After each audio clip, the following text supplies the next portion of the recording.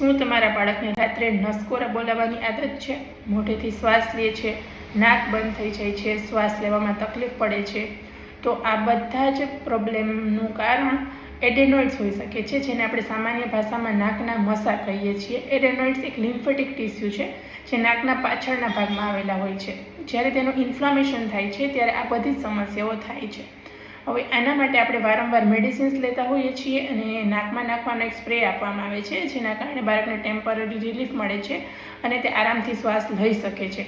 પરંતુ આ બધી જ મેડિસિન્સ સ્ટીરોઇડ કન્ટેન કરતી હોય છે અને પછી આગળ જતાં તેને સર્જરી એટલે કે એડેનોઇડ્સનું રિમૂવલ કરવા માટે સજેસ્ટ કરવામાં આવે છે. પરંતુ સર્જરી અટકાવવા માટે અને આ બધા જ સિમ્ટમ્સનું પરમેનન્ટ સોલ્યુશન લાવવા માટે હોમિયોપેથીમાં ખૂબ સારી એવી મેડિસિન્સ છે, જેમ કે બરાઇટા કાર્બ છે, એમોન્યુલ છે, ઓપિયમ છે, એવી અલગ અલગ મેડિસિન્સ ચૂઝ કરવામાં આવે છે.